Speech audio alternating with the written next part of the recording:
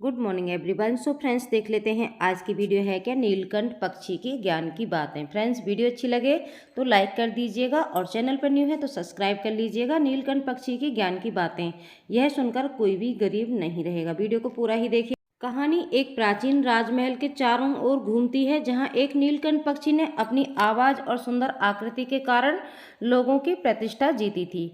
राजा ने उसको राजमहल में बुलाया और उसकी प्रशंसा की। पक्षी ने राजा को एक बार रहस्यमय रत्न के बारे में बताया, जो भविष्य की जानकारी प्रदान करता था। राजा ने उससे यह रत्न प्राप्त करने का आग्रह किया और पक्षी ने राजा को उसकी मदद करने का निर्णय किया। फ्रेंड्स, वीडियो अच्छी लगे तो लाइक ज़रूर कर दीजिएगा और चैनल पर न्यू है तो सब्सक्राइब कर लीजिएगा और यह कहानी ध्यान से सुनिएगा। रत्न की मदद से राजा ने अपने राज्य को सुरक्षित रखने के लिए योजनाएं बनाई। उसने अपनी प्रजा के लिए न्याय और धर्म का पालन किया और उन्हें शिक्षा देने का संकल्प लिया। इसके बाद राजा ने उसे अपने साथी के रूप में माना और समृद्धि और सम्मान से भरा हुआ राज्य बनाया। पक्षी ने राजा को धर्म और नैतिकता के मार्ग पर चलने के लिए प्रेरित किया और उसे एक उदात्त नेता बनाया। धीरे धीरे राजा ने उसकी सहायता से अपने राज्य की समृद्धि में वृद्धि की और उसने अपने लोगों को एक सशक्त और सुरक्षित वातावरण जीने का अवसर दिया।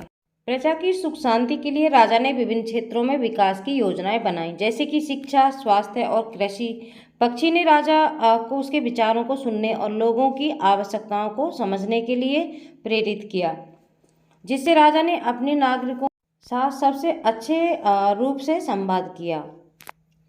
सो फ्रेंड्स, कहानी को पूरा ही सुनिएगा और ध्यान से सुनिएगा। पक्षी ने राजा को धर्म, शांति और सामंजस्य की महत्वपूर्णता के बारे में शिक्षा दी, जिससे राजा ने अपने राज्य में सामरिक और सामाजिक स्थिति को बनाए रखने के लिए समर्पित किया। एक दिन राजा और पक्षी ने एक संवाद में राजा के युवा राजकुमार को शामिल किया, जिससे राजकुमार ने भी उसके नेतृत्व में शिक्षाओं प्रेरित होकर अपने कर्तव्यों का समर्थन करने का निर्णय लिया।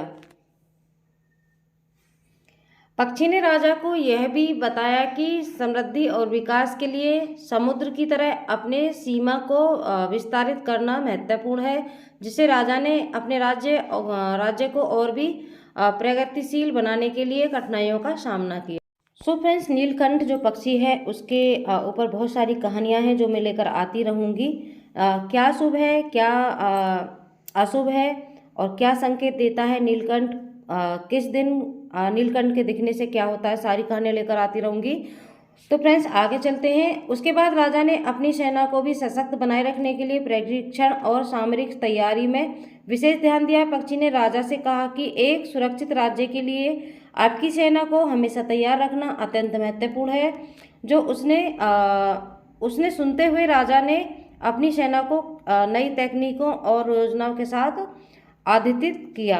पक्षी ने राजा को यह भी सिखाया कि धन का सही तरीके से प्रबंधन करना भी अत्यंत आवश्यक है। राजा ने उद्यमिता और उद्योगशीलता की प्रोत्साहन की, जिससे उसके राज्यों में आर्थिक स्थिति में वृद्धि हुई। एक दिन राजा को एक बड़ा संकट आया और पक्षी ने राजा को सही निर्णय लेने के लिए प्रेरित किया। राजा ने शांति और सहयोग के साथ समस्या का समाधान किया और इससे उसका राज्य और भी मजबूत हुआ। पक्षी ने राजा से यह भी सिखाया कि सच्चे नेतृत्व में समर्पण, विश्वास और उत्साह का महत्व है। राजा ने अपने लोगों के साथ मिलकर उन्हें मोटिवेट किया और समृद्धि की ऊंचाइयों की दिशा में उन्हें प्रेरित किया। इस रूप में पक्षी और राजा ने मिलकर राज्य को एक नए और उच्च स्तर पर पहुंचाया, जो सभी नागरिकों के लिए सुखद और समृद्धिशील था।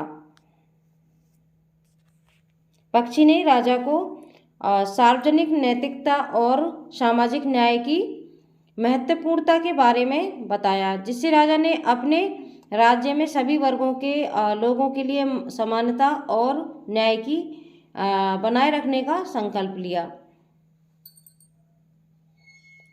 राजा ने पक्षी के साथ अपनी सोच और नीतियों को बांटकर एक सशक्त साझेदारी बनाई, जिससे उनके राज्य को और भी समृद्धि और सहयोग की ओर बढ़ाने में मदद मिलेगी।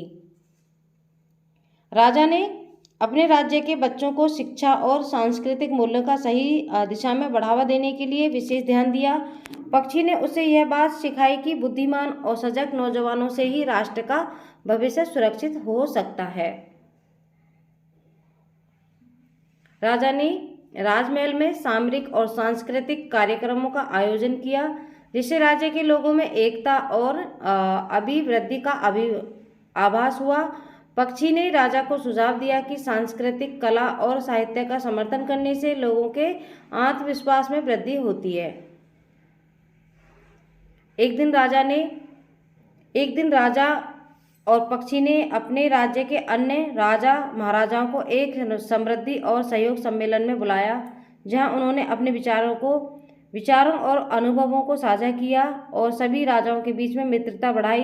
पक्षी ने इस मिलनसार वातावरण को और भी मजबूत बनाने के लिए उन्हें प्रेरित किया। इस प्रकार पक्षी और राजा ने एक सशक्त, सुरक्षित और संवेदनशील राज्य की नींव रखी, जिसमें न्याय, शांति और सहयोग के मूल्यों का पूरा अनुसरण किया गया। इस कहानी से हमें यह सीखने को मिलता है कि समर्थन, सामंजस्य और साझेदारी से ही समृद्धि और सम्मान की ऊंचाइयों को छू सकते। सो फ्रेंड्स, आज की ये कहानी आपको कैसी लगी ज़रूर से बताइएगा। और भी बहुत अच्छी अच्छी कहानियाँ यहाँ पर मैं लेकर आऊँगी। उसके लिए आपको मेरे चैनल को सब्सक्राइब करना पड़ेगा, साथ में बेल आइकन घंटी को भी प्रेस करना पड़ेगा, ताकि जब भी मेरी वीडियो आएगी आपको सबसे पहले वो वीडियो देखने को मिलेगी। फ्रेंड्स, आज की वीडियो कैसी लगी कॉमेंट बॉक्स में अपनी राय लिखना ना भूलिएगा। आज की वीडियो बस मेरी यहीं तक की थी। Thanks for watching my video.